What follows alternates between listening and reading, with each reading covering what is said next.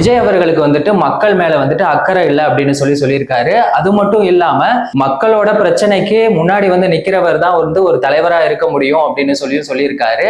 பனையூர்ல ஒருவேளை இந்த அனைத்து கட்சி கூட்டத்தை வச்சிருந்தா அவர் வந்திருப்பாரோ என்னவோ அப்படின்னு சொல்லியிருக்காரு. முக்கியமான விஷயம், வாக்குரிமை குடியுரிமை ரெண்டுமே ஒண்ணு அப்படின்னு சொல்லியிருக்காரு. அது எப்படி ரெண்டுமே ஒண்ணா இருக்கும்? ஒரு அரசியல் தலைவர் எப்படி இப்படி எல்லாம் பேசுறது?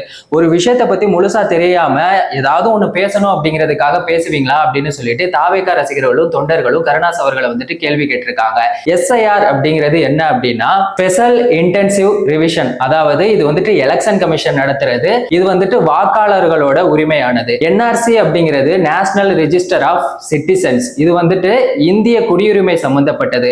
யாரெல்லாம் வந்துட்டு இந்திய குடிமக்கள் யார் இல்ல அப்படிங்கிறது. அப்போ வாக்குரிமை குடியுரிமை ரெண்டுமே வேற வேற தானே. இது கூட தெரியாம நீங்க எப்படி ஒரு அரசியல் தலைவரானீங்க? நீங்க எப்படி விஜய் அவர்களை வந்துட்டு விமர்சனம் பண்ணலாம் அப்படின்னு சொல்லிட்டு கேள்வி எழுப்பியிருக்காங்க.